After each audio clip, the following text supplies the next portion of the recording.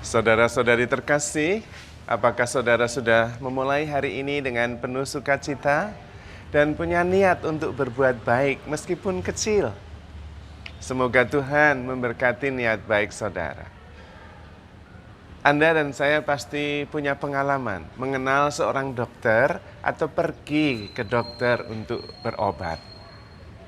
Dokter itu akan mengetahui sakit kita apa dengan mendiagnosa. Kemudian akan ketahuan penyakitnya apa dan biasanya disebabkan oleh apa, dan kemudian dokter itu memberikan obat supaya bisa sembuh kembali. Dan mereka belajar luar biasa bertahun-tahun untuk bisa mengenali penyakit-penyakit dan mencari obat yang tepat. Namun sebetulnya yang membuat kita sakit itu kita sendiri, yaitu bagaimana cara kita berjalan, bagaimana cara kita berdiri, bagaimana cara kita makan, apa yang kita lakukan setiap hari. Itulah yang menentukan kita itu sehat atau sakit, bukan dokter. Dokter itu mengenali penyakitnya dan mengobati, tetapi yang menyebabkan ya kita sendiri. Maka sebetulnya kita juga yang harus mengerti solusinya. Dan dengan cara jalan yang benar, cara makan yang benar, makanan yang kita makan yang tepat, cara hidup yang benar, pola hidup pada dasarnya yang tepat, kita akan sehat. Karena apa yang kita makan, bagaimana cara kita hidup itu menentukan sekali kondisi tubuh kita ini, fisik kita ini. Sama halnya dengan kondisi psikologis atau jiwa kita, pikiran kita. Apa yang kita pikirkan, apa yang kita rasakan, apa yang kita harapkan, apa yang kita inginkan, itulah yang membuat kita ini sehat secara mental atau tidak. Maka penting sekali kita meneliti, mengenali diri sendiri. Mengenali apa yang kita makan, mengenali pola aktivitas kita, apakah ada olahraganya, apakah jalan kakinya cukup. Kalau kita tidak jalan kaki 1 jam sengaja, kita dalam sehari paling hanya bisa berjalan kaki itu 3.000 langkah. Tapi kalau kita sengaja jalan 1 jam, bisa sampai 8.000, bahkan bisa sampai 10.000. Kita sudah tahu hal itu. Dan kita tahu juga untuk sehat kita perlu jalan kaki 10.000. Nah, hal-hal seperti ini. Juga apa yang kita makan. Jelas kalau kita makan lemak terus, karbo terus, pasti gula kita akan tinggi. Itu sudah jelas. Karena itu kita bisa menentukan dan mengatur sendiri. Kurang lebih bagaimana. Maka berpuasa juga penting untuk melatih badan kita. Supaya badan kita ada istirahat, ada jeda. Demikian juga kita perlu meneliti apa yang ada di pikiran kita. Bagaimana caranya? Caranya adalah mencoba memperhatikan kata-kata yang kita pakai, kita gunakan. Biasanya kita tidak sadar menggunakan kata-kata tertentu. Dan itu berarti unconsciously, tanpa sadar, diri kita itu diwarnai oleh kata-kata itu. Sebetulnya hanya ada 2 jenis, yaitu positif atau negatif. Kalau kita nuansanya, dominannya itu negatif, maka sebetulnya pikiran kita sebetulnya dipenuhi oleh hal-hal yang negatif. Seperti misalnya kita perhatikan, apakah kita sering menggunakan kata takut, cemas, gelisah, tidak mampu, repot, lelah. Kalau kita sering menggunakan itu, berarti dominan kita yaitu pikiran kita isinya kekhawatiran, kegelisahan, kelelahan, keterpaksaan, ketidakbahagiaan. Dan kita bisa mengubahnya, menyusun kembali dengan mengkalimatkan secara positif, sehingga dominannya positif. Tapi kita perlu mengenali lebih dulu apa yang sadar maupun tanpa sadar dominan di dalam pikiran dan perasaan kita. Kalau yang dominan itu adalah tenang, rileks, bahagia, penuh harapan, antusias. Nah, itu berarti yang dominan ya positif itu. Maka kita perlu menyusun kembali kata-kata, ataupun kalimat, ataupun perasaan dari negatif menjadi positif. Misalnya, waduh saya khawatir ini besok hasilnya bagaimana.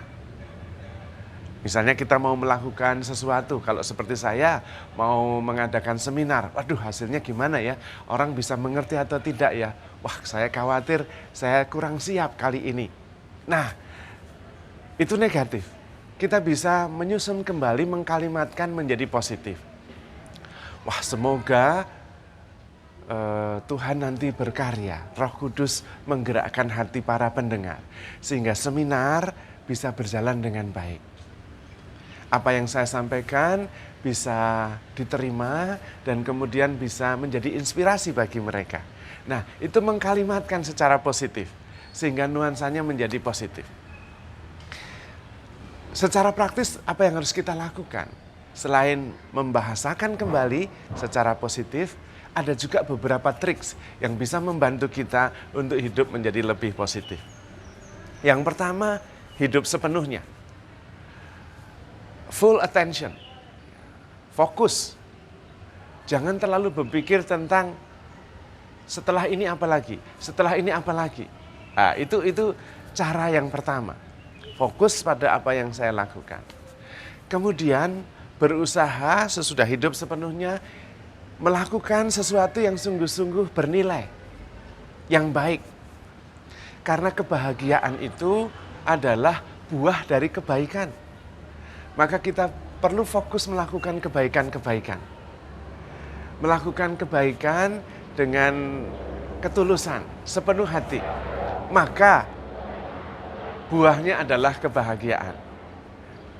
Dengan melakukan sesuatu yang bernilai, dengan menghadapi setiap peristiwa dengan sadar dan kemudian menyambutnya dengan keterbukaan, mencari solusi yang terbaik dan mencari salah satu kunci menjawab pertanyaan bagaimana saya bisa bertumbuh dalam peristiwa ini.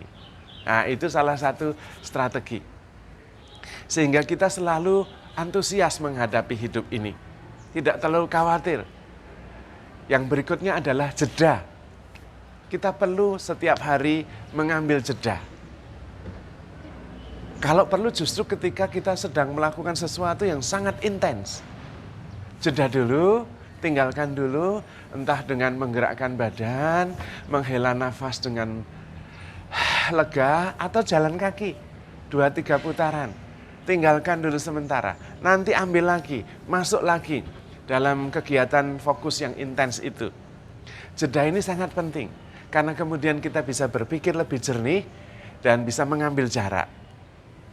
Sehingga kita sebetulnya justru sedang mempraktekkan bahwa diri kita yang sedang menguasai situasi, menguasai perasaan, menguasai pikiran, bukan sedang dikuasai. Jeda. Kemudian juga menikmati setiap peristiwa dengan penuh syukur. Dengan mengucapkan syukur atas apa saja yang akan kita alami. Kita mau makan, syukur Tuhan atas makanan ini. Kita mau melakukan bertemu orang, syukur Tuhan saya bertemu orang ini.